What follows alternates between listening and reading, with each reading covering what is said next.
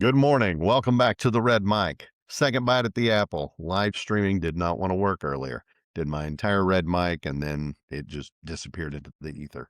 Thanks for being here. Happy Thursday. Today's Red Mic message, systems versus goals, part 2. If you were with me on Tuesday, you remember that I talked about Scott Adams' idea that systems beat goals. Well, then that afternoon, I saw a goal setting graphic from Justin Meacham that honestly, at first glance, looked exactly like the kind of thinking that Adams was pushing back against. But I slowed it down, thought about it a little bit, and I honestly think that if you use Meacham's systems, and they are systems for goals, the way they're meant to be used, especially the part about picking, one tiny action, it works. They're frameworks that when they fail, they don't fail because they're wrong.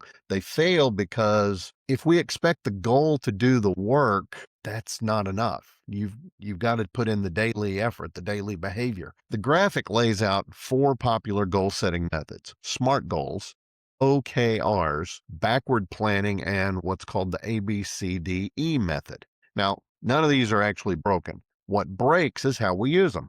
The key line is this: pick a tiny action tied to your method. That's not worshiping the goal. That's thinking like a systems guy.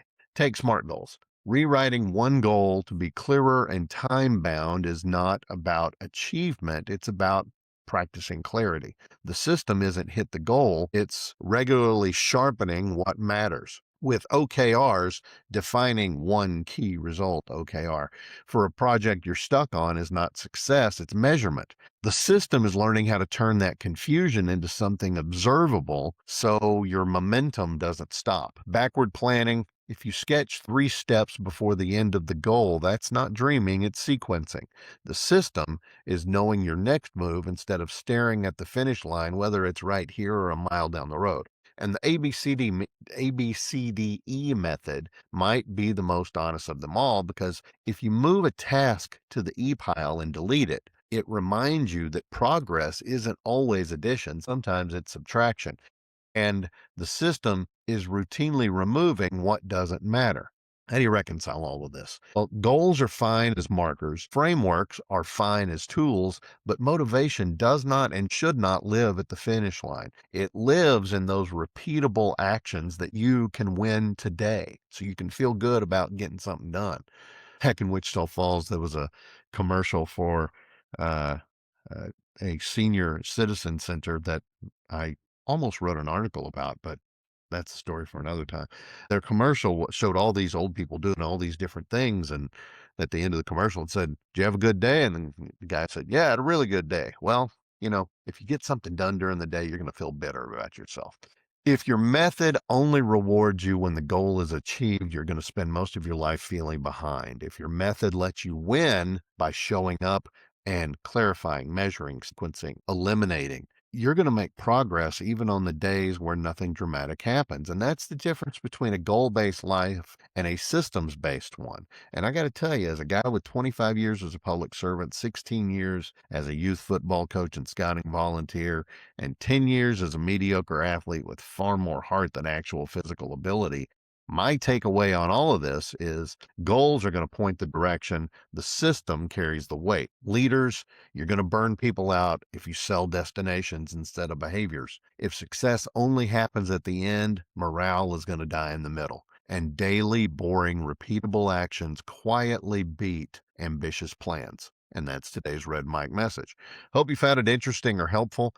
I hope you're able to put some of these things in place in your life. I hope you will give me a like, a follow, and a share. Drop something in the comments. I'd love to hear from you. Now, on a completely different note, 50 years is a long time, and Big Jim Russell has done it. Shout out today to one of my radio mentors, Big Jim Russell. Big Jim got me into radio. I'd reached out to some local folks and got nowhere about getting into a training program or anything. Called Big Jim like a Thursday, I think, and he said, "All right, sure. I do training here in the station, 5 a.m. Monday morning.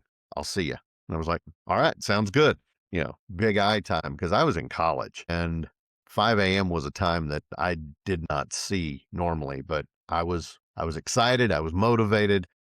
So Monday morning, I'm there bright and early. He puts me in a control room, a production room with a stack of 45s. He shows me how to, do segues between the intros and outros, how to start. He shows me what are called pots or potentiometers. If you've ever seen a mixing board, whether it's the one with the circular dials or the ones with the slides, those are called potentiometers, shortened to pots. And he said, okay, generally microphone about that far away from you, about that far away from your mouth. He said, smile when you're talking. And he also gave me a bunch of liners and PSAs. And he said, all right, today, and I started simply just working on getting the music transitions right.